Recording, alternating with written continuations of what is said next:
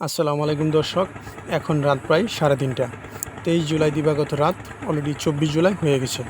সকল সাধারণ মানুষ ঘুমিয়ে আছে, জেগে আছে একমাত্র উলিয়াগণ আল্লাহর দরবারে ধরে ধরে বসে আছেন তার রহমত পাওয়ার আশায়। আরও কিছু মানুষ জেগে আছেন, তারা কি ধরে বসে আছেন? নিশ্চয়ই মদের বোতল না, কিংবা গাজার কলকি নয়। তবে কোনটা ধরে বসে আছেন? কি ধরে বসে আছেন? নদীর কিনারে কার সাথে যোগাযোগ করছেন তারা?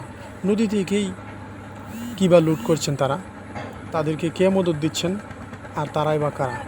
তারা কি আওয়ামী লীগ, জামাত, বিএনপি? তারা কি এনসিপি, না কোনো রাজ্যের রাজার শাহজাদা? দর্শক, এই প্রশ্নের উত্তরগুলোই জানাবো আমার এই রাত্রিকালীন সংক্ষিপ্ত ভিডিওটির মাধ্যমে, যেখানে সারা দেশের মানুষ বিষাদ সিন্ধু পাড়ি দিচ্ছে। ঢাকা উত্তরায় মাইলস্টোন স্কুল অ্যান্ড কলেজের কচি কচি ফুলগুলো অকালেই ঝরে পড়ার কারণে সুখ পালন করছে রাষ্ট্রীয়ভাবে। আর এখানে তারা জাদুকাটা নদী থেকে হরিলুট করছে বালি। এই বালিগুলো তারা উত্তোলন করছে ড্রেজারের মাধ্যমে, যাহা সম্পূর্ণভাবে নিষিদ্ধ। নদী খোলা থাকলেও নিষিদ্ধ, অথচ এই জাদুকাটা নদী কোনো ডাক নেই।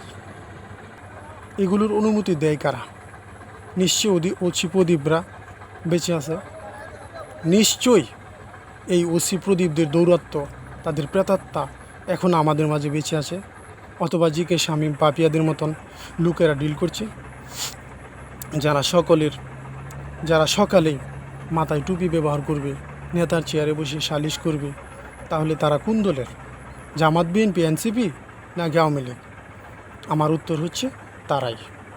হ্যাঁ দর্শক, আমার উত্তর হচ্ছে তারাই। আমি কিভাবে নিশ্চিত হলাম আপনাদের একটু বুঝিয়ে বলছি। এখন যেখানে নিষিদ্ধ ড্রেজার চলছে সরকারি ডাকহীন জাদুকাটা নদীতে, এবং এখান থেকে বাদাঘাট পুলিশ ফাঁড়ি মাত্র 2 কিলোমিটার।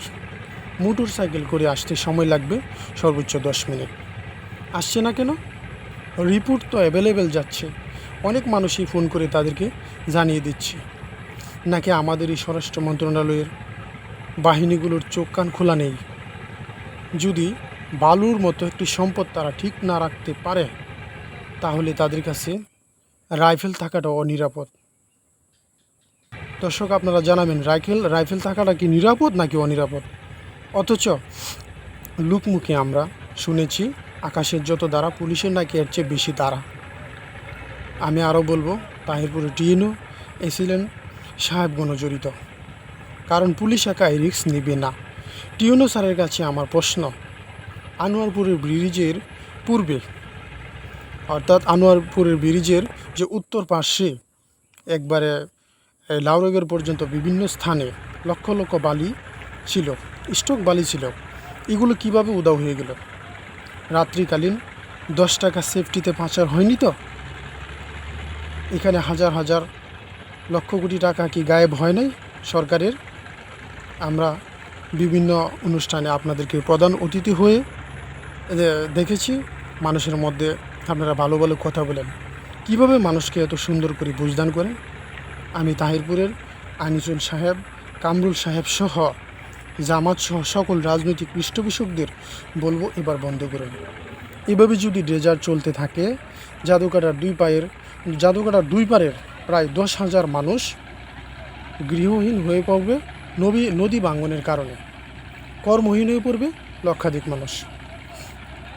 নদীর পাড়ে বসে আমাদেরকে নদীর গান শোনাবেন না, নদী ভাঙনের গান আমাদেরকে শোনাবেন না। তা না হলে আপনারাও একদিন জিকে শামীমের মতো প্রকাশিত হবেন, পরিচিত হবেন। রাজনীতির পালাবদল যখন হবে, ওসি প্রদীপদের থামান। আমরা মেজর সিনহার মতো প্রতিবাদ করে নিজেকে আর কত ঠেলে দিব? আমাদের সম্পত্তি প্রাচীন পদ্ধতিতেই উত্তোলন করার সুযোগ করে দিন। আমরা যারা দিনমজুর, আমাদের সন্তানদের কথা একটু ভাবুন।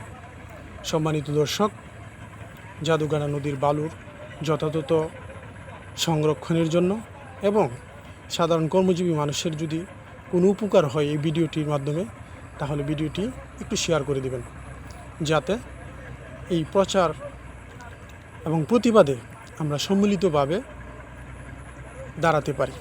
ধন্যবাদ।